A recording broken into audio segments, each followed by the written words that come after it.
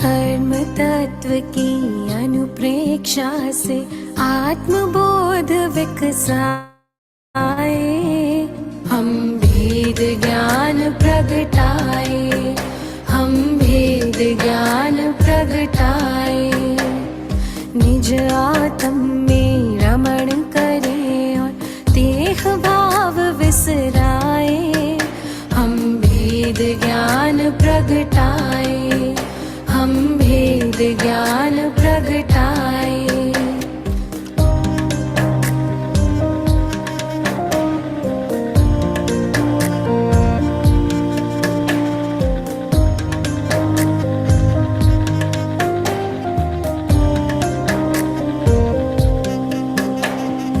कर्म भिन्न है चेतन क्षीर नीर की भांति, तप का ताप लगे तो बिखरे सोने से ज्यों माटी। कर्म भिन्न है चेतन क्षीर नीर की भांति, तप का ताप लगे तो बिखरे सोने से ज्यों माटी। सम्यक ज्ञाता सम्यक दृष्टा सुबोध कर पाए, हम भेद ज्ञान प्रगटाए, हम भेद ज्ञान प्रगटाए। कर्म तत्व की अनुप्रेक्षा से आत्मबोध विकसाए, हम भेद ज्ञान प्रगटाए, हम भेद ज्ञान प्रगटाए।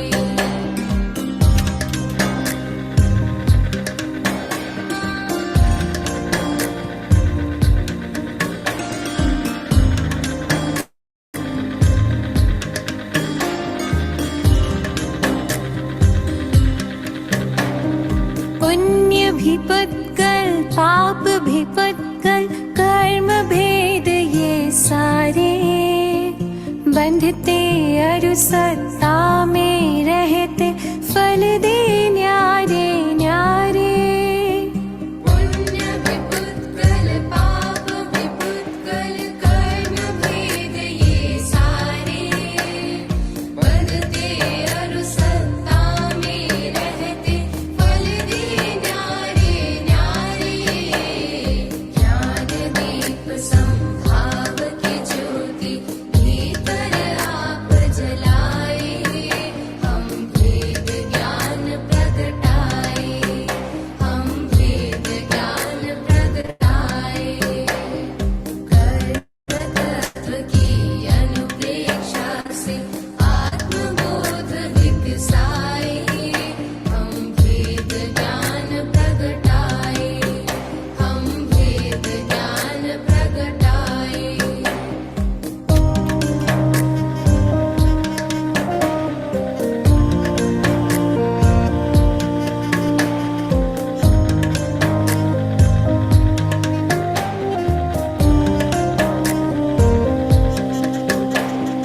राग द्वेष और मोह तमस का आत्मदेव पर डेरा, कर्म प्रज्ञप्ति को तुम जानो होगा शीघ्र सवेरा। राग द्वेष और मोह तमस का आत्मदेव पर डेरा, कर्म प्रज्ञप्ति को तुम जानो होगा शीघ्र सवेरा। सिंह सत्व के शाश्वत स्वामी शाश्वत धाम को पाए, हम भेद ज्ञान प्रगटाए, हम भेद ज्ञान प्रगटाए। कर्म तत्व की अनुप्रेक्षा से आत्मबोध विकसाए, हम भेद ज्ञान प्रगटाए, हम भेद ज्ञान प्रगटाए।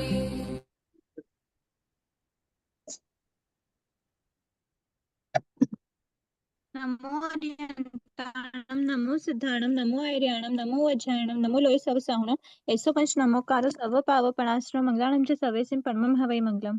अहो आचार्य भगवान, अहो उपाध्याय भगवान, आप श्री जी ज्ञान के महासागर हैं। आप हमें अप्रत्यक्ष अनुज्ञा पूर्वक आशीर्वाद प्रदान करें, जिससे हम इस अपूर्व ज्ञान को ग्रहण धारण एवं वितरण करने में समर्थ बने। आप श्री जी की मैं ना महती सोचो कृपा पंकज होगी। भी है, उज्जवल भी है, इतने बचवाऊं बस तभी से सादर जय जिनेन्द्र। जय जिनेन्द्र दीदी। हमने जय जिनेन्द्र। लास्ट क्लास में हमने उपचमक श्रेणी और सपक श्रेणी के बारे में पढ़ा था, और उसके जो भी डिफरेंशिएशन थे, मतलब दोनों को किस तरह से हम अलग अलग बताएंगे, वो हमने देखे थे। फिर हमें उसी के माध्यम से फिर हमने एक और चीज देखी थी, अनिवृत्ति बादर गुणस्थान जो 9th गुणस्थान था, और निवृत्ति बादर गुणस्थान 8th गुणस्थान, दोनों के बीच में जो डिफरेंस था वो डिफरेंस हमने देखा था। और उसके साथ साथ में ये भी देखा था कि जो 8 गुणस्थान है उसमें वो उपशमक श्रेणी और शपक श्रेणी क्या नहीं होती, स्टार्ट होती नहीं है, पर उसको 8 गुणस्थान को भी उपशमक और शपक का गुणस्थान का नाम देते हैं, मतलब श्रेणीवर्ती गुणस्थान नाम देते हैं उसको भी। ठीक है, और श्रेणी स्टार्ट कहाँ से होती है, तो मतलब ऐसे श्रेणी स्टार्ट कहाँ से होगी, या फिर ऐसा बोलना श्रेणीवर्ती गुणस्थान कहाँ से स्टार्ट होते, तो 8th गुणस्थान से। लेकिन जो उपशमन और क्षय की जो प्रक्रिया होती है उपशम करने की, वो कहाँ से स्टार्ट होती है, तो वो होती है 9th गुणस्थान से। ठीक है, तो अब जो 9th गुणस्थान है उसमें हमने लास्ट पैरा देखा था, उपशमक जीव इस गुणस्थान में संज्वलन लोभ को छोड़कर चारित्र मोहनी की शेष सभी उत्तर प्रकृतियों का उपशम कर देते हैं। ठीक है, कौन कौन सी प्रकृति, कितनी प्रकृति बताई हमने, चारित्र मोहनी की शेष सभी, शेष सभी का मतलब क्या हुआ, 21 प्रगति। 21 प्रकृतियां। ठीक है, 21 प्रकृतियों का क्या करते हैं, उपशमन करते हैं उपशमक जीव, ये 9th गुणस्थान में। शपक जीव क्या करते हैं, तो शपक जीव इस गुणस्थान में संज्वलन लोभ को छोड़कर चारित्र प्रकृतियों को क्षय कर देते हैं। ठीक है, ये हो गया दीदी दोनों के आपकी बीच। वॉइस बहुत कट रही है। अच्छा,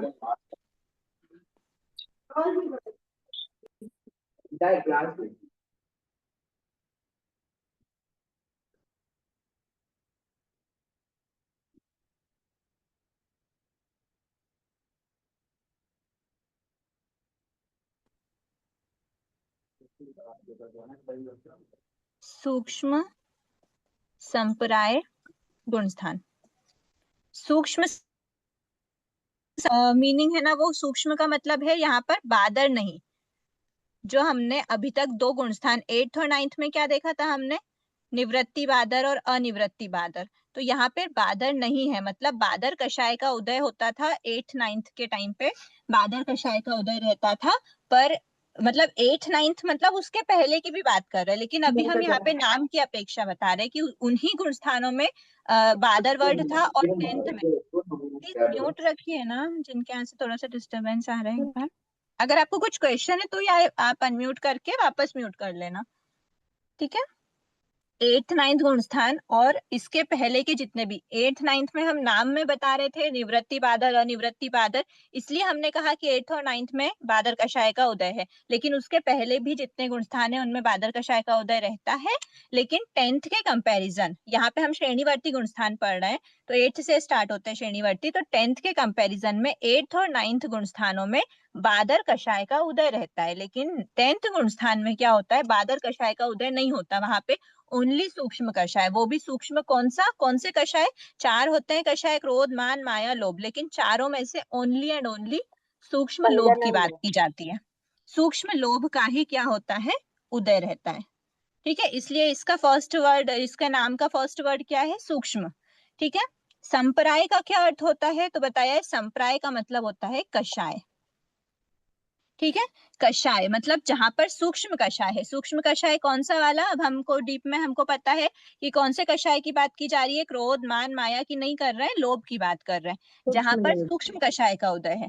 ठीक है, बादर कषाय का उदय नहीं है, ये 10th गुणस्थान होता है। और सूक्ष्म कषाय में भी कौन सा, तो देखो जिन जीवों में बादर कषाय का उदय नहीं है परंतु सूक्ष्म कषाय का उदय है, उन जीवों के स्थान को सूक्ष्म संप्राय गुणस्थान कहते हैं। गुणस्थान के नाम से ही हम उसकी डेफिनेशन निकाल लेंगे। जिन जीवों में बादर कषाय का उदय नहीं है परंतु सूक्ष्म संप्राय मतलब कषाय, सूक्ष्म संप्राय का सूक्ष्म कषाय का उदय रहता है, ठीक है, उदय है, उन जीवों के स्थान को सूक्ष्म संप्राय गुणस्थान कहते हैं।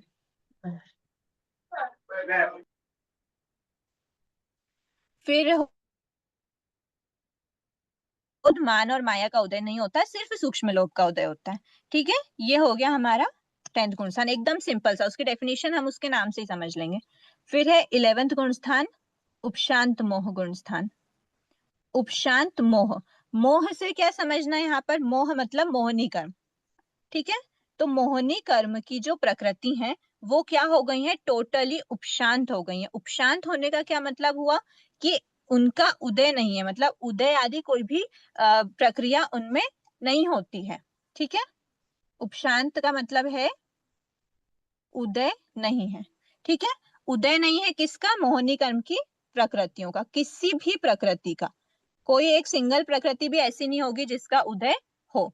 ऐसे मोहनी कर्म की सारी प्रकृतियों का क्या है, उदय नहीं होना मतलब उपशांत होना।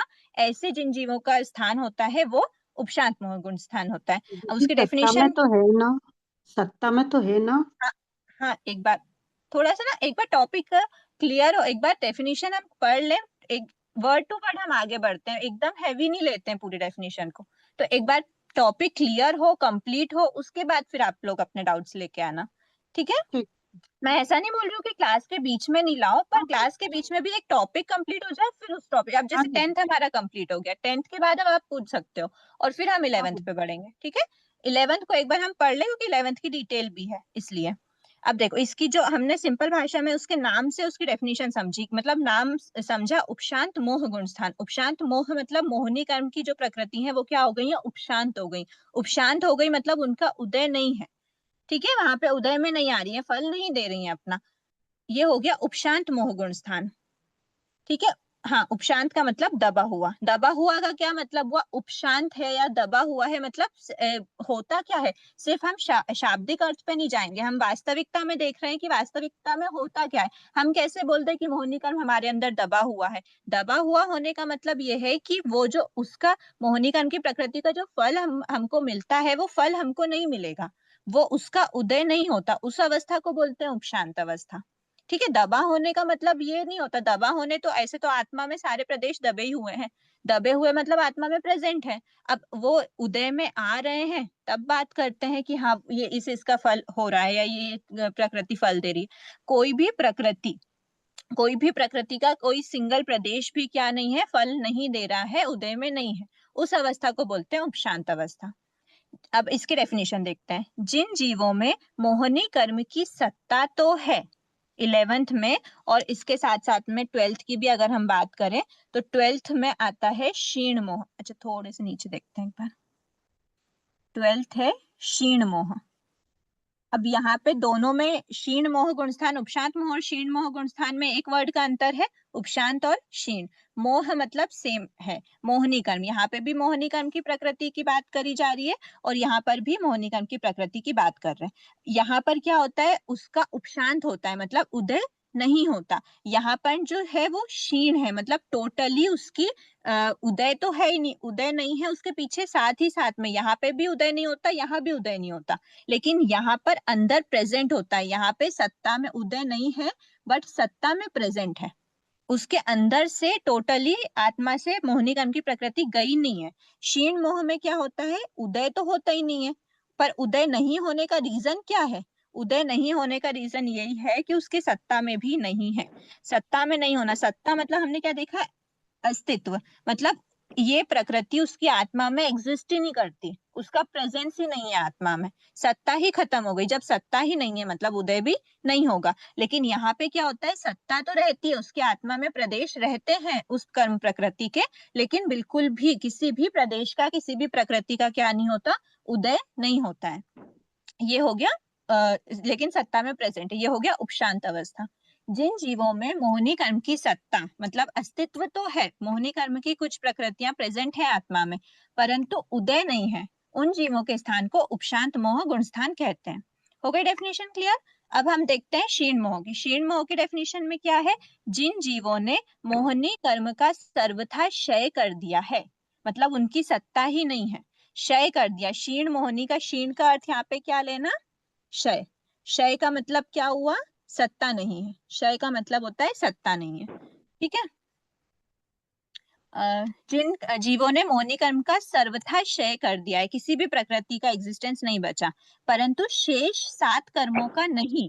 12th गुण स्थान में, ये आगे 13-14 से कंपेयर कर रहे हैं कि 12th गुण स्थान में यहाँ पर 8 ही प्रकृति थी, यहाँ पर भी 8 ही प्रकृति थी, मतलब 8 ही कर्मों की सत्ता थी, यहाँ पर भी 8 ही कर्मों की सत्ता थी। यहाँ पर मोहनी कर्म टोटल उसकी आत्मा से जा चुका है, लेकिन 7 कर्म अभी ड्यू है। 13-14 में 7 नहीं ड्यू रहते। 13-14 के कंपैरिजन में देखें तो यहाँ पर ओनली मोहनी कर्म गया है, 7 कर्म अभी भी उसकी आत्मा में प्रेजेंट है। ठीक है, ये हम आगे के गुण स्थानों की अपेक्षा देखेंगे। इसकी अपेक्षा क्या देखना? यहाँ पे सत्ता में है लेकिन उदय नहीं है। ठीक है, और यहाँ पर क्या है? उसको टोटली क्षय कर दिया गया, मतलब सत्ता में ही नहीं है उसके। ठीक है, तो ये हो गई डेफिनेशन। जिन जीवों ने मोहनी कर्म का सर्वथा क्षय कर दिया है, परंतु शेष कर्म 7 कर्मों का नहीं, उन जीवों के स्थान को क्षीण मोह गुण स्थान कहते हैं। ठीक है, अब वापस उपशांत मोह पे आते हैं। इस गुण स्थान में कषायों की उपशांत अवस्था। उपशांत अवस्था क्या है? उपशांत अवस्था कैसी होती है? सत्ता होने पर भी उदय नहीं होता, ये अवस्था होती है उपशांत अवस्था। ठीक है, इस गुण स्थान में, 11th गुण स्थान में कषायों की उपशांत अवस्था होने से वीतरागता की प्राप्ति होती है। अब ये आप ध्यान रखना कि ये जो दोनों गुण स्थान है, दोनों ही गुण स्थान वीतरागता की गुण स्थान है, मतलब वीतराग जीवों के गुण स्थान है। और ये दोनों की नहीं बात करते, 11, 12, 13, 14 सभी के लिए बोलेंगे कि ये क्या है? वीतराग। वीतराग मतलब जहां पे राग नहीं है। राग नहीं है का क्या मतलब है? जहां पे मोहनी कर्म नहीं है, मोहनी कर्म का उदय नहीं है। तो इस गुण स्थान में और इसके बाद सारे गुण स्थानों में मोहनी कर्म का उदय नहीं रहता। इस गुण स्थान में सत्ता होने के बावजूद भी उदय नहीं रहता, बाकी गुण स्थानों में सत्ता ही नहीं होती, इसलिए उनका उदय होना पॉसिबल ही नहीं है। तो ये जो वीतराग अवस्था है, ये वीतराग 11th में भी होती है और 11th के बाद गुण स्थानों में भी होती है। अंतर इतना ही होता है इसमें और इसमें कि यहाँ के जो वीतराग होते हैं ना, ये वीतराग मोहनी कर्म की सत्ता इनमें होती है। देखो, हमने देखा था सबसे पहले कौन सा कर्म जाता है? मोहनी कर्म। उसके बाद कौन से कर्म जाते हैं? ज्ञानावर्णी, दर्शनावर्णी और अंतराय। उसके बाद कौन से जाते हैं? वेदनी, आयुष्य, नाम और गोत्र। ठीक है, तो सबसे पहले मोहनी कर्म की सत्ता खत्म होनी पड़ती है, और मोहनी कर्म की सत्ता खत्म होने के बाद जीव ज्ञानावर्णी, दर्शनावर्णी और अंतराय की सत्ता को क्या करता है? खत्म करता है। जब ज्ञानावर्णी, दर्शनावर्णी, अंतराय की सत्ता खत्म होती है, तब जीव क्या कहलाता है? तब जीव कहलाता है केवली। केवल ज्ञान, केवल दर्शन उसको हो जाता है। ज्ञानावर्णी, दर्शनावर्णी कर्म के कारण ही केवल ज्ञान, केवल दर्शन रुका हुआ था। तो जैसे ही ज्ञानावर्णी की सत्ता खत्म हुई, वैसे ही केवल ज्ञान हुआ, दर्शनावर्णी की सत्ता खत्म हुई, केवल दर्शन हुआ, जीव क्या कहला जाता है? केवली। ठीक है, अब केवली कहा है, मतलब जब उसके ज्ञानावर्णी, दर्शनावर्णी की अवस्था जो है वो क्या हो जाएगी? ज्ञानावर्णी, दर्शनावर्णी जो है वो मतलब ज्ञानावर्णी, दर्शनावर्णी का क्षय होगा, उसके बाद केवली कहलाएगा। जब तक उसका क्षय नहीं हुआ है, तब तक वो क्या कहलाता है? तब तक वो कहलाता है छद्मस्थ। ठीक है, तो छद्मस्थ, ऐसे छद्मस्थ जीव जो वीतराग तो बन गए, वीतराग बन गए, यहाँ पे मोहनी कर्म के उदय नहीं है, यहाँ भी मोहनी कर्म का उदय नहीं, तो ये दोनों क्या हो गए? दोनों गुण स्थानों में वीतराग अवस्था है। लेकिन वीतराग अवस्था के बावजूद भी इनकी अवस्था केवली वाली नहीं है, ये छद्मस्थ वीतराग है। इनके अंदर अभी ज्ञानावर्णी, दर्शनावर्णी कर्म प्रेजेंट है, इनको केवल ज्ञान, केवल दर्शन नहीं हुआ। तो इन दोनों गुण स्थानों के लिए क्या बोला गया है? वीतराग छद्मस्थ गुण स्थान। ये गुण स्थान में भी यही बोलते हैं, वीतराग छद्मस्थ, इसको भी बोलते हैं वीतराग छद्मस्थ। वीतराग के साथ एक और वर्ड आया है, छद्मस्थ। ठीक है, दोनों ही गुण स्थानों को क्या बोलते हैं? वीतराग छद्मस्थ गुण स्थान। ठीक है, अब उसके बाद फिर चलो, ये हमने देखा मोहनी कर्म की प्रकृति के बारे में है, ये भी मोहनी कर्म की प्रकृति। यहाँ पे मोहनी कर्म की प्रकृति का क्या हुआ है? उपशांत हुआ है, मतलब उदय नहीं है, यहाँ पर भी उदय नहीं है, पर यहाँ पे सत्ता प्रेजेंट है, यहाँ पे तो सत्ता भी नहीं बची। ये हमने देख लिया, मतलब क्षय हो गया, इतना देख लिया। उसके बाद हमने एक और पॉइंट देख लिया कि ये दोनों ही गुणस्थान क्या है? वीतराग। ये दोनों ही गुणस्थान छद्मस्थ हैं। क्यों? क्योंकि वीतराग है, बिकॉज मोहनी, वीतराग का क्या रीजन है? मोहिनी कर्म नहीं है, उदय नहीं है मोहिनी कर्म का। छद्मस्त का क्या रीजन है? छद्मस्त का रीजन है कि अभी ज्ञानावर्णी दर्शनावर्णी क्या है, प्रेजेंट है, ज्ञानावर्णी दर्शनावर्णी का उदय है, इसीलिए छद्मस्त है। अब इन दोनों में कॉमन तो हमने देख लिया, उसके अलावा कॉमन में डिफरेंस क्या है? तो यहाँ पर उपशांत अवस्था है, यहाँ पे क्षय की अवस्था है, क्षीण अवस्था है। किसका? मोहिनी कर्म का। मोहिनी कर्म मतलब स्पेसिफिकली कौन से मोहिनी कर्म की बात करते हैं? देखो यहाँ पर हमने देखा था, यहाँ पर उदय किसका बचा था? सिर्फ सूक्ष्म लोक का। उसके पहले सारे कषायों का उदय, मतलब बादर कषाय था, सिर्फ बादर कषाय का ही उदय रहता, मतलब बादर कषाय का उदय रहता था। और उसके बाद जैसे ही जीव 9th गुण स्थान से 10th गुण स्थान में आया तो वो बादर कषाय का उदय भी रुक गया। मतलब ओनली किसका उदय बचा था? तो बता रहे हैं कि ओनली सूक्ष्म लोभ का उदय बचा था। सूक्ष्म लोभ का उदय जब हटा, मतलब ये जो अवस्था है उपशांत मोह, वो उपशांत मोह मोहिनी कर्म की तो प्रकृति है, लेकिन स्पेसिफिकली किसका उपशांत हुआ है? तो बताया कषायों का। मेन वर्ड हम क्या लेंगे? कषाय। तो उपशांत कषाय, यहाँ पर जो कषाय की अवस्था है वो क्या है? उपशांत है, और यहाँ पर जो कषाय की अवस्था है वो क्षीण है। इसीलिए इस गुणस्थान का दूसरा नाम क्या है? उपशांत कषाय वीतराग छद्मस्त। ठीक है, उपशांत है, कषाय, वीतराग, छद्मस्त। इस उपशांत मोह गुणस्थान का दूसरा नाम क्या है? उपशांत मोह गुणस्थान का दूसरा नाम क्या है? उपशांत कषाय वीतराग छद्मस्त गुणस्थान। और क्षीण मोह गुणस्थान का दूसरा नाम क्या है? वितराग छद्मस्त क्षीण, क्षीण कषाय वितराग छद्मस्त क्षीण मोह मतलब कषाय, और वीतराग छद्मस्त। इसलिए इसका दूसरा नाम क्या है? क्षीण मोह गुणस्थान तो हमने शॉर्ट में बता दिया। क्षीण मोह के अलावा इसका क्या नाम है दूसरा? क्षीण कषाय वीतराग छद्मस्त गुणस्थान। ठीक है, अब हाँ, फिर इसमें बचा है, दीदी एक हाँ एक छोटा सा बात। क्वेश्चन था दीदी। हाँ पूछिए ना। एक मिनट, ये जैसे उपशांत मोह में वितरागता की प्राप्ति होती है बोल रहे हैं, तो फिर जब वितरागता की प्राप्ति होती है तो 11वें में जब पहुंचने के बाद फिर वो पीछे क्यों चला जाता है? फिर जब क्योंकि वितरागता उसकी, वो आगे हो तो फिर आगे ही बढ़ना हाँ चाहिए ना उनको तो। हाँ हाँ हाँ हाँ, देखो वीतराग अवस्था है मतलब मोहिनी कर्म नहीं है, मोहिनी कर्म नहीं है मतलब मोहिनी कर्म का उदय नहीं है। मोहिनी कर्म की सत्ता हो नहीं हो बात नहीं हो रही, मोहिनी कर्म का उदय नहीं होता तो उसके लिए हम वर्ड दे देते हैं वीतराग। जहां भी मोहिनी कर्म का उदय नहीं है मतलब राग द्वेष की अवस्था नहीं है, अगर राग द्वेष नहीं हो रहा उस जीव में तो वो जीव वीतराग कहला जाता है, वीतराग कहलाता है। मोहिनी कर्म का उदय नहीं था इसलिए वीतराग कहलाया। पर अगर मोहिनी कर्म को जड़ से निकाल फेंका होता तो वो उसके अंदर राग द्वेष वापस आते ही नहीं।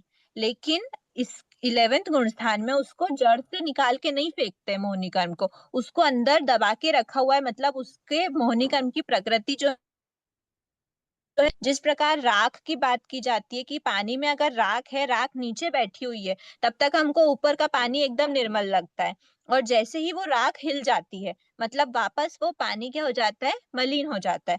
तो वो मलिन अवस्था वापस होने का कारण क्या है? कि मोहिनी कर्म अंदर था, उसकी सत्ता बची हुई थी, मोहिनी कर्म की उदय नहीं था। तो क्या हुआ? जैसे जब सत्ता बची हुई थी, जैसे ही उसके भावों में मलिनता आई तो क्या हो जाता है? भावों में मलिनता आने के कारण वो वीतराग अवस्था से वापस से राग द्वेष वाली अवस्था में चला जाता है। और जब वो राग द्वेष वाली अवस्था में गया तो उसको कोई हक नहीं है कि वो 11th गुण स्थान में रहे, क्योंकि 11th गुण स्थान वीतराग गुण स्थान होता है। वीतराग गुण स्थान में वो अगर राग द्वेष चलता है तो आप 10th में आ चुके हो, मतलब राग द्वेष वापस आ गया तो आप समझ लो 10th में आ गए, क्योंकि 11th में वीतराग अवस्था होनी चाहिए। ठीक है, अब ये जो 11th है ना, 11th से क्या होता है जीव, यहाँ 12th के अबव तो हमको पता है 12th के बाद क्या होता है, 13 14 एंड मोक्ष। 11th से हमने देखा था 11th से जीव के पास दो ऑप्शन होते हैं, एक होता है 10 और एक होता है 4, और कंपलसरी 10 या 4 में से कोई एक को उसको चूज करना ही पड़ता है। क्यों करना, मतलब वो करना पड़ता है क्या? वो भी उसके कर्मों पे डिपेंडेंट रहता है कि अगर उसकी आयु पूर्ण हो गई 11th गुण स्थान में रहते हुए, उसकी अगर आयुष्य पूर्ण हुई तो वो 4th गुण स्थान में जाता है। ठीक है, 4th गुण स्थान में जाना का रीजन क्या है? उसकी आयु पूर्ण हो गई। अगर आयु पूर्ण हुई है, इसको हम क्या बोलते हैं? कोई भी जीव अगर जब तक उसकी आयुष्य कर्म रहता है तब तक वो एक भाव में रहता है, रुका रहता है। आयु पूर्ण होते ही उसका भाव क्या हो जाता है? चेंज हो जाता है। तो इसको हमने क्या बोला? भव क्षय। एक भव का क्या हो गया, क्षय हो गया। इस गुणस्थान में अगर जीव ने आयु पूर्ण कर ली मतलब उसका भव का क्षय हो गया, उसका भव एंड हो गया। तो इस गुणस्थान में 11वें गुणस्थान में रहते हुए अगर आयु पूर्ण हुई मतलब भव क्षय हुआ तो जीव कहाँ जाता है, डायरेक्ट 4th गुणस्थान में चला जाता है आयुष्य पूर्ण होने का। इसका रीजन क्या है कि 11वें गुणस्थान में इतने टॉप मोस्ट अध्यवसाय के समय पर अगर जीव की मृत्यु होती है तो डेफिनेटली उसकी लेशिया अच्छी जगहों वाली होगी और उसने क्या करा होगा, देवायु का ही बंद करा होगा। ठीक है, तो देवायु का बंद ये ऑलरेडी कंपलसरी रहता है कि अगर 11वें गुणस्थान में कोई जीव पहुंच रहा है या फिर 10th गुणस्थान में पहुंच रहा है या फिर 8th में पहुंच रहा है, 9th में पहुंच रहा है, जीव के अगर बंधी हुई है पहले से आयु तो वो देवायु बंधी हुई होगी।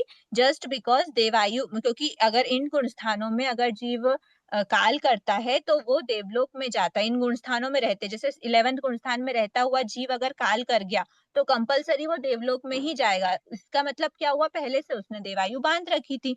ठीक है, तो 11वें गुणस्थान में कंपलसरी वो 4th गुणस्थान में ही गया और 4th गुणस्थान में जाने का रीजन है कि वो देवलोक में गया और देवलोक में हाईएस्ट गुणस्थान क्या हो सकता है, मैक्सिमम विशुद्धि वाला गुणस्थान कौन सा हो सकता है, तो वो है 4th गुणस्थान। देवता कभी भी श्रावक व्रतधारी श्रावक नहीं बन सकते, दर्शन श्रावक तक वो बन सकते हैं, सम्यक तो आ सकता है, दर्शन श्रावक बन सकते हैं, 4th गुणस्थान दर्शन श्रावक का होता है, लेकिन व्रतधारी श्रावक एंड साधु नहीं बन सकते, संयत की अवस्था, संयत का पद प्राप्त नहीं कर सकते। मैक्सिमम अगर उनके भावों में विशुद्धि की अवस्था कोई है, आत्मा के गुणों की विशुद्धि जो है वो मैक्सिमम 4th गुणस्थान तक ही रहती है। तो 11वें गुणस्थान में काल करने वाला जीव कहाँ पे जाएगा, 4th गुणस्थान में जाता है। ठीक है, इसको बोलते हैं भवक्षय। अब भवक्षय के बाद जो 10th गुणस्थान है, 10th में कब जाता है, 11th में तो हमने देख, सॉरी 4th में तो देख लिया, 11th से 10th में जाने का रीजन क्या है, तो 11th में इस 11th में 11th से 10th में जाने का रीजन है अद्धाशय। यहाँ पे जो अद्धा वर्ड है ना, अद्धा को अगर आप लोगों ने पहले भी जिन्होंने 32 पढ़ रखी है, अद्धा का मतलब होता है काल। ये वाला जो काल है ना, ये काल कर गया मतलब आयु पूर्ण हो गई, ये वाला जो काल है इसको हम ड्यूरेशन बोलते हैं, समय। ठीक है, तो ड्यूरेशन जो इस 11th गुणस्थान का जितना काल था, जितना गुणस्थान का टोटल स्थिति थी कि इतने समय तक ही जीव क्या कर सकता है, इस गुणस्थान में रह सकता है मैक्सिमम, तो उतना समय तक उसने, जैसे वो 10th से 11th में आया था, 11th टाइम तक जितना अंतर्मुहूर्त का, कौन सा अध्याय चल रहा है, अध्याय नंबर लास्ट है, 11th अध्याय चल रहा है। इंटरमीडिएट की क्लास है आज, रिवीजन क्लास नहीं है, थर्सडे है ना आज। हाँ ठीक है, पेज नंबर 63 पढ़ रहा है। तो अद्धा का मतलब होता है समय, इतने समय तक जितना इस 11th गुणस्थान का समय था उतने समय अंतर्मुहूर्त होता है, उस अंतर्मुहूर्त समय तक जीव क्या करा, 11th गुणस्थान में रहा।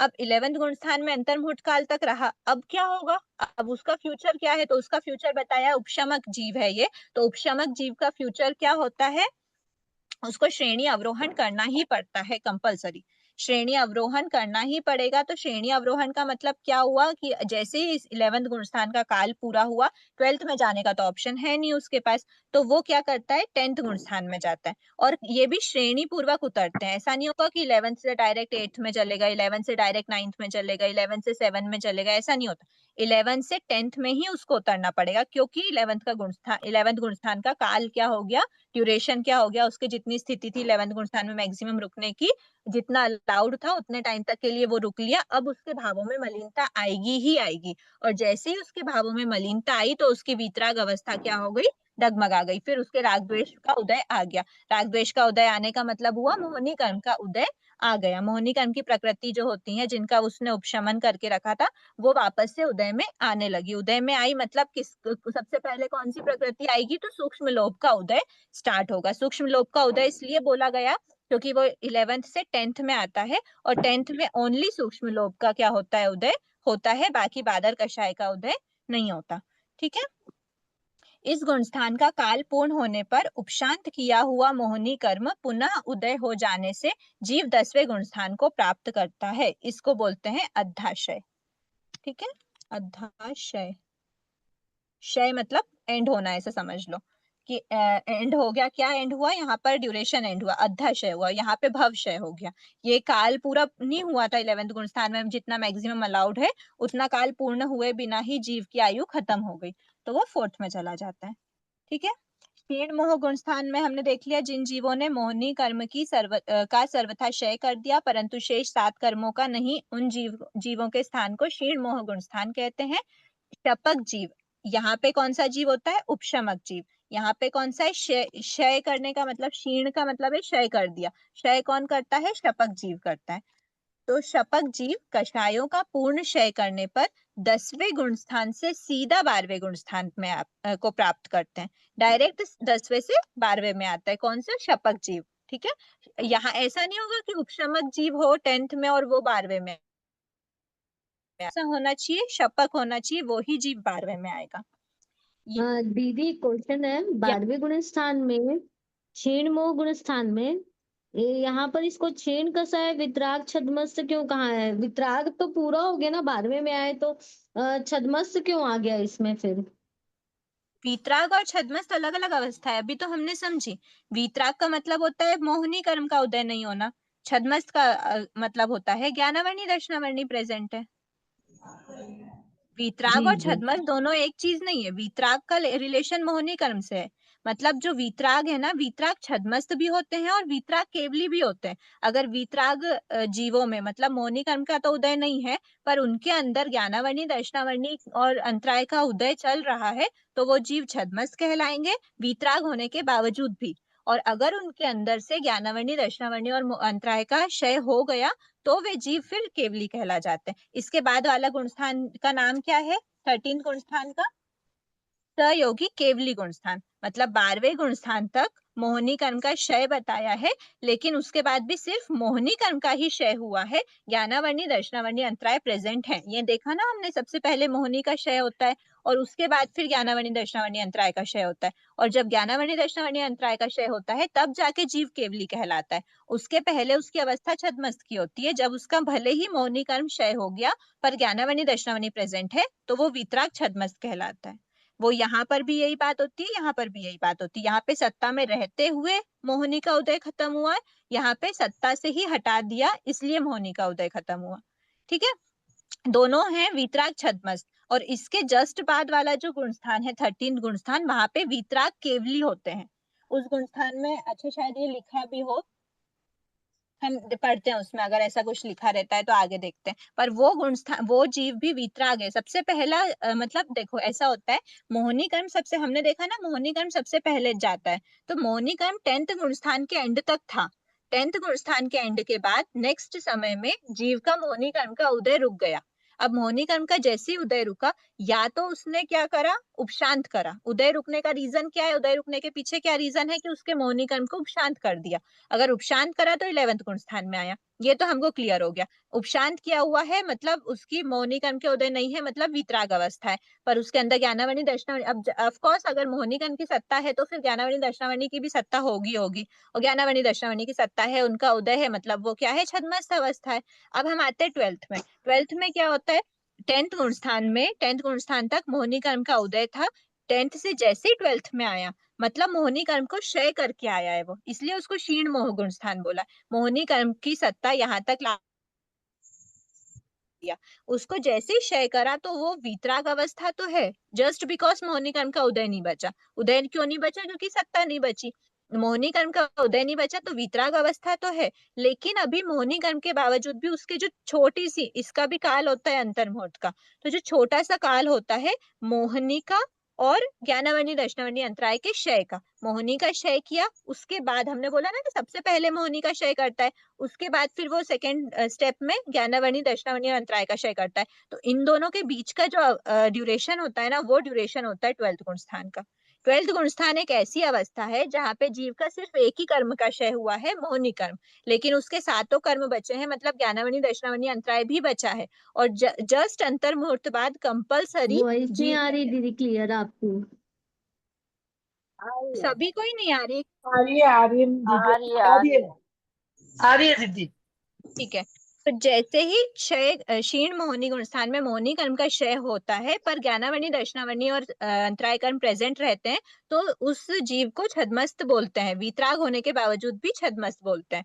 और जैसे ही 12th गुण स्थान का ड्यूरेशन अंतर्मुहूर्त काल होता है, ये अंतर्मुहूर्त काल कंप्लीट हुआ, वैसे ही जीव के ज्ञानावर्णी दर्शनावर्णी अंतराय कर्म क्या हो जाते हैं, कंपलसरी क्षय हो जाते हैं। और जैसे ही वो क्षय हुए वो जीव केवली बन जाता है, केवली बना मतलब वो 13 गुण स्थान में आ गया। ठीक है, ये होता है प्रोसेस। सबसे पहले मोहिनी कर्म का क्षय होता है, सेकंड नंबर पे ज्ञानावर्णी दर्शनावर्णी अंतराय का क्षय होता है। इन दोनों के बीच का जो ड्यूरेशन है, जहाँ पे सिर्फ मोहिनी का क्षय है लेकिन ज्ञानावर्णी दर्शनावर्णी का क्षय नहीं है, वो अवस्था 12th गुण स्थान की अवस्था होती है। अब 12th के बाद, 12th के लास्ट समय में ज्ञानावर्णी दर्शनावर्णी, अच्छा ये यहाँ की 12th की लास्ट लाइन क्या थी, शपथ जीव कषायों का पूर्ण क्षय करने पर 10वें गुण स्थान से सीधा 12वें गुण स्थान प्राप्त करता है। यहाँ उन्हें वीतरागता की प्राप्ति होती है, अतः इसे क्षीण कषाय वीतराग छद्मस गुण स्थान भी कहते हैं। ठीक है, ये तो पढ़ लिया था। अब जैसे ही यहाँ पर मैम इसमें क्या था, अभी तक सिर्फ मैम मोहिनी कर्म, कोई छीन पूछ मोह रहा है क्या? गुणस्थान में आयु क्रम रहेगा क्या? आयु तो आयु जब कर्म तो लास्ट तक ही जब रहेगा ही ना। जल्दी में होगा। अच्छा अच्छा, आयु हाँ कर्म हाँ, के ठीक ठीक कारण ही ठीक तो ठीक। जीव मोक्ष में नहीं गया हुआ है। अभी हम 13th में हाँ पढ़ेंगे आयु के बारे में, है ना। अभी ठीक सिर्फ ठीक, सबसे हाँ पहला प्रोसेस किसका होता है, मोहिनी कर्म क्षय का। सबसे पहले मोहिनी कर्म क्षय करते हैं, तो वो हमने ठीक। देखा मोहिनी कर्म क्षय कब करा, 10th तक तो मोहिनी कर्म था। मोहिनी कर्म जैसे ही क्षय करा, 10th के लास्ट समय तक मोहिनी कर्म था। मोहिनी कर्म के जस्ट बाद, मतलब 10th के जस्ट बाद मोहिनी कर्म का क्षय हुआ। जब मोहिनी कर्म का क्षय हुआ तो जीव 12th गुण स्थान में आया। और इस मोहिनी कर्म क्षय और ज्ञानावर्णी दर्शनावर्णी के क्षय के बीच की जो इतना गैप है ना, ये गैप है 12th गुण स्थान का।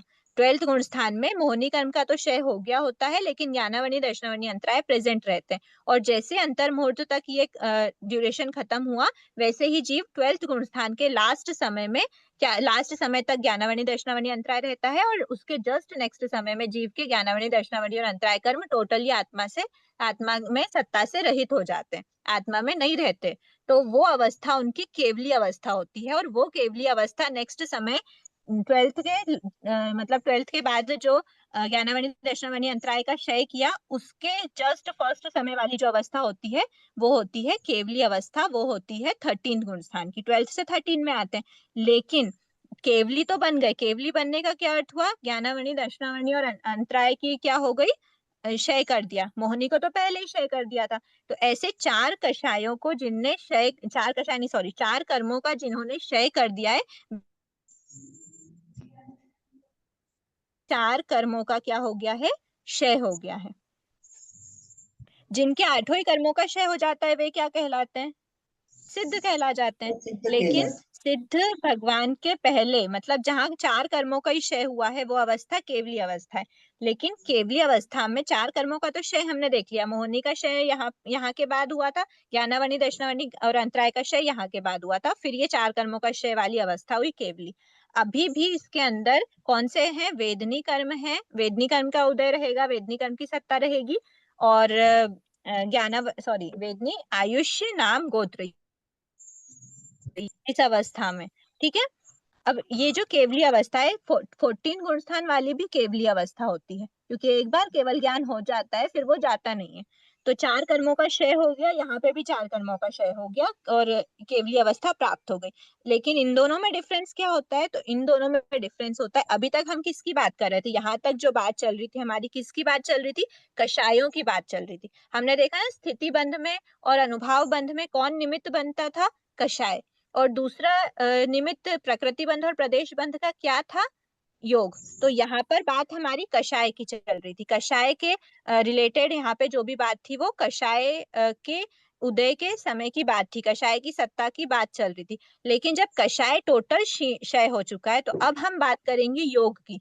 जहां पर योग है मतलब सयोगी, जीव क्या है, सयोगी है, योग प्रेजेंट है। और यहाँ पर जीव अयोगी हो जाता है, यहाँ पर उसका योग प्रेजेंट नहीं होता। योग प्रेजेंट होने का क्या मतलब है, मन वचन काया तो रहते हैं पर उनकी प्रवृत्ति नहीं होती। ना तो मन से कोई चिंतन मनन होता है, ना वचनों का प्रयोग करके भाषा निकाली जाती है, ना ही काया की कोई भी अस्थिरता होती है। वहां पर मन वचन काया के जो योग होते हैं कोई भी प्रवृत्ति नहीं बचती, लेकिन यहाँ पे मन में चिंतन भी चलता है, वचन का प्रयोग करके उपदेश भी देते हैं और काया से भी विहार वगैरह सब कुछ करते हैं। सारी काया की भी क्रिया होती है, काया की प्रवृत्ति होती है। तो मन वचन काया की प्रवृत्ति होती है, लेकिन उनके 4 कर्मों का क्षय हो चुका है, उनके अंदर वीतराग अवस्था भी आ गई है और उनके अंदर ज्ञानावर्णी दशनावर्णी और अंतराय की भी क्षय हो गया, मतलब उनके अंदर केवली अवस्था भी आ गई। तो इस गुण स्थान को हम वीतराग केवली वर्ड बिल्कुल बोल सकते हैं, लेकिन यहाँ पे बुक में ऐसा कुछ लिखा नहीं है ना, शायद एक बार हम पैराग्राफ पढ़ते हैं। पर हम इससे समझ जाएंगे कि ये जो दोनों गुण स्थान है इनके लिए हम वीतराग होने के बावजूद भी छद्मस्त वर्ड यूज करते हैं, क्योंकि यहाँ पे ज्ञानावर्णी दशनावर्णी और अंतराय क्या प्रेजेंट है, उदय भी होता है, सत्ता भी होती है। पर यहाँ पर ये ज्ञानावर्णी दशनावर्णी अंतराय की सत्ता भी चली गई है और मोहिनी कर्म की तो चली गई थी। 4 घाती कर्मों का क्या कर दिया, क्षय कर दिया। सहयोगी केवली गुण स्थान की डेफिनेशन देख लेते हैं। जिन जीवों ने 4 घाती कर्मों मतलब ज्ञानावर्णी दशनावर्णी मोहिनी और अंतराय का सर्वथा क्षय कर केवली अवस्था प्राप्त कर ली है, जब ये इन चारों कर्मों का क्षय हो जाता है मतलब केवली अवस्था हो जाती है, उसको केवल ज्ञान केवल दर्शन हो जाता है। सर्वथा क्षय कर केवली अवस्था प्राप्त कर ली है एवं जो योग सहित है, जहाँ पे मन वचन काया की प्रवृत्ति होती है, जो योग सहित है उन जीवों के स्थान को सहयोगी केवली गुण स्थान कहते हैं। इस गुण स्थान में घाती कर्मों की सत्ता नहीं होती क्योंकि टोटल क्षय कर दिया है।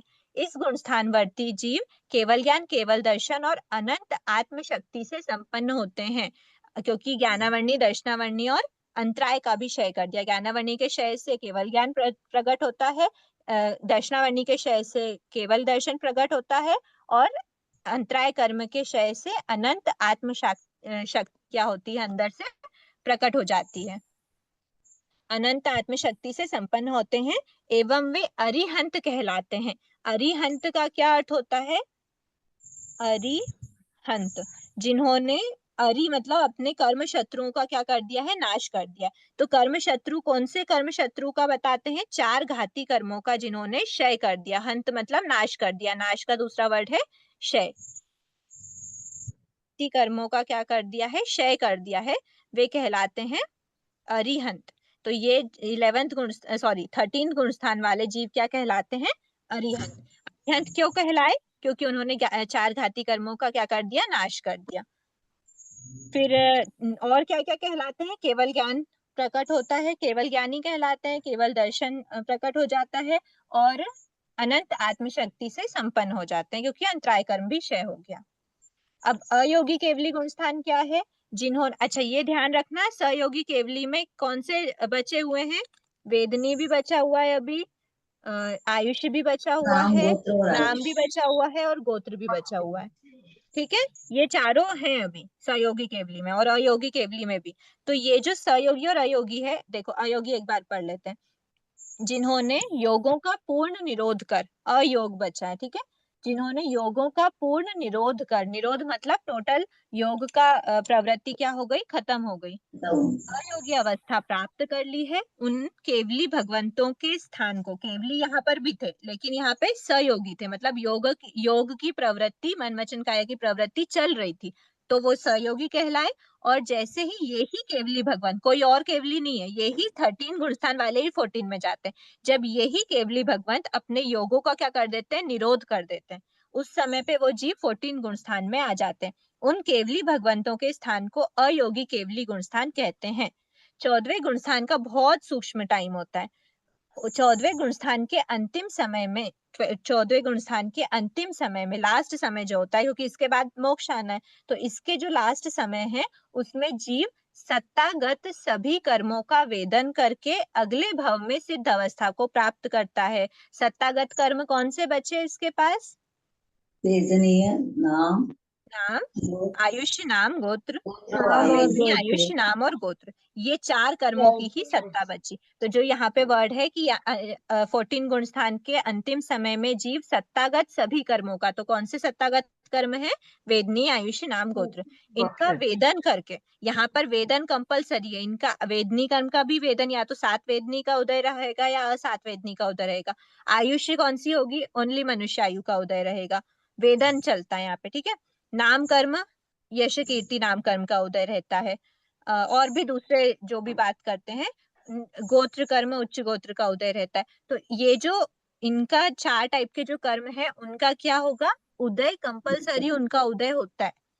ठीक है, ये 4 कर्मों का उदय रहेगा, मतलब उनको भोग रहे, उनका वेदन कर रहे, किस समय पर, 14 गुण स्थान के लास्ट समय पर। और वेदन करके ही जीव नेक्स्ट समय में, अगले ही समय क्या हो जाता है, मोक्ष मतलब सिद्ध अवस्था को प्राप्त कर लेते हैं।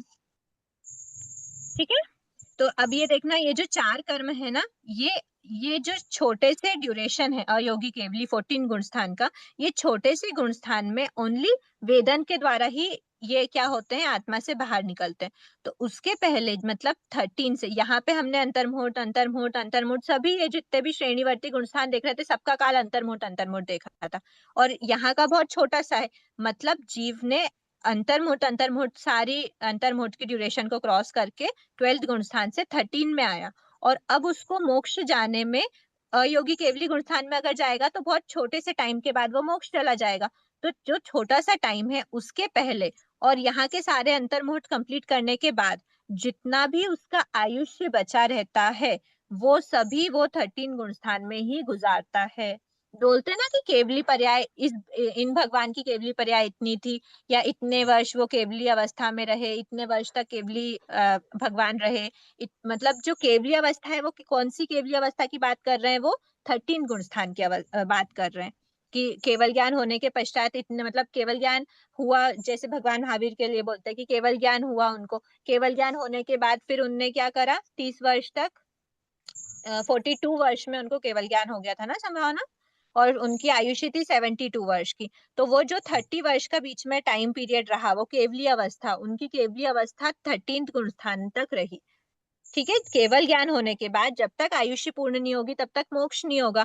तो जब तक आयुष्य पूर्ण नहीं होती वो पीरियड पूरा उनका 13 गुण स्थान में रहते हैं। यहाँ पर वो उनके मन वचन काया की प्रवृत्ति होती है, मतलब वो मन से चिंतन मनन भी चलता है, उनके वचनों से उपदेश भी देते हैं, समशरण लगता है तब उनके वाणी निकलती है, उपदेश देते हैं, और काया से विहार आदि भी करते हैं। ठीक है, ये हो गया हमारा 13th और 14th गुण स्थान। ठीक है, अध्याय से प्राप्त शिक्षा, कर्म विशुद्धि से चढ़े गुण स्थानों पर जीव, ज्ञान चारित्र के गुण बढ़े, समकित की हो नीव। ठीक है, ज्ञान चारित्र के गुण तो बढ़ना ही है, लेकिन नींव किसकी होनी चाहिए, समकित की, क्योंकि समकित के बिना, सम्यक दृष्टि के बिना, सबसे पहला स्टेप हमारा सम्यक दृष्टि ही होता है, ज्ञान ही होता है, उसके बिना हमारी अवस्था मिथ्या दृष्टि मतलब फर्स्ट गुण स्थान में ही पड़े रहते हैं। ठीक अच्छा, है, अभी ना एक क्वेश्चन पूछूं क्या? हाँ पूछिए ना। अभी जो 5 अभी जो मराठा बनते हैं, अभी साधु बनते हैं, वो परमत संयम कहलाएंगे क्या? वो क्या, परमत परमत संयम। प्रमत्त संयत भी हो सकते हैं और अप्रमत्त संयत भी हो सकते हैं। वर्तमान में सिर्फ श्रेणी का विच्छेद हुआ है। श्रेणीवर्ती गुण स्थान कौन से हैं, अच्छा, 8th तो एंड अभी अबव। अपन को ऐसे बोलेंगे ये परमत संयत है ना, संयत है, तो क्या बोलेंगे? प्रमत्त संयत भी हो सकते जो हैं, साधु अप्रमत्त बन रहे हैं संयत भी अभी। हो सकते हैं। 6th या 7th गुण स्थान में हो सकते हैं, प्रमत्त संयत भी हो सकते हैं, अप्रमत्त संयत भी हो सकते हैं। जय जिनेन्द्र दीदी, हाँ जय जिनेन्द्र। इसमें सहयोगी केवली गुण स्थान में मन का उपयोग होता है? बिल्कुल होता है, मन का उपयोग मतलब मन की प्रवृत्ति रहती है, मन का उपयोग कर रहे नहीं कर रहे बात अलग होती है। चिंतन मनन उसमें अलाउड है। जैसे मन के द्वारा ही, जैसे अनुत्तर विमानवासी देव अगर कुछ प्रश्न करते हैं वहीं का वहीं, तो वो भगवान यहाँ से अपने केवल ज्ञान से उसको देख लेते हैं, पहचान लेते हैं कि उनके मन में जिज्ञासा उत्पन्न हुई है। वो मन के द्वारा ही, मन की भाषा से ही अनुत्तर विमानवासी देवों को क्या कर देते हैं, अपना आंसर दे देते हैं। धन्यवाद। दीदी मेरा ठीक एक है, एक बार आप। प्रश्न ध्यान था। पहले दर्शन बाद में, है ना? मेरा एक प्रश्न था दीदी। हाँ, ये मतलब अरिहंत 13 गुण स्थान में जो जीव पहुंचता है वो अरिहंत कहलाते हैं। तो हाँ, अभी अरिहंत महाविदेह क्षेत्र में है, हाँ, तो महाविदेह क्षेत्र में 20 ईयर मान एक साथ है।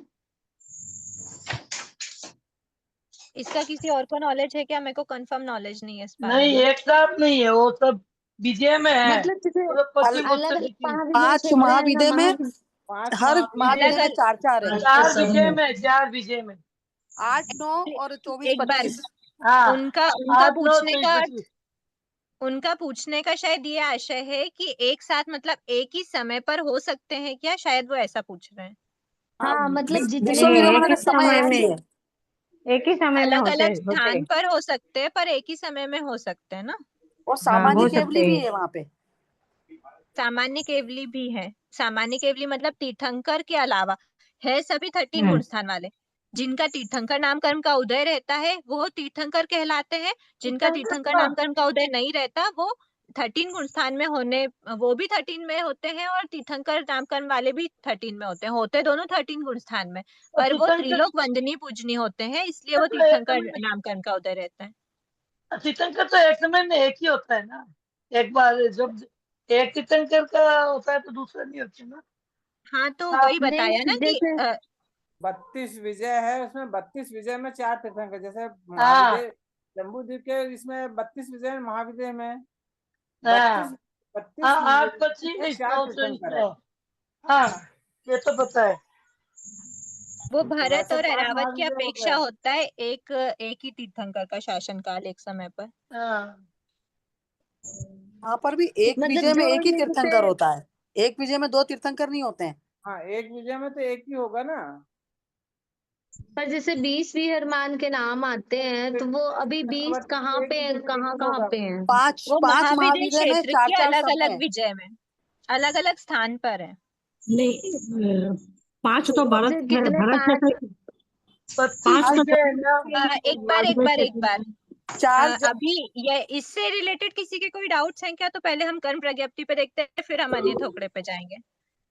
अभी इसमें किसी के कोई डाउट है क्या? दीदी अध्याक्षय से है ना, 10वें गुण स्थान से ये नहीं 11 दीदी से अभी तो 10 में आ नहीं रहा है। समझ, अभी तो नहीं है एक डाउट। बार दीदी अभी प्लीज, किसी 10 का डाउट चल रहा है। हाँ जय 10th गुण जय स्थान। हाँ, ये 11 से अध्याक्षय से मतलब काल परिपक्व होने के बाद ये 10th में आएगा। 10th से कंटिन्यू जैसे 9th 8th 6th तक ये कंटिन्यू स्टेप बाय स्टेप आएगा। हाँ 6th तक है ना। उसके हाँ बाद 5th गुण स्थान से ये मतलब ऊपर नीचे किसी भी गुण स्थान में हो सकता है।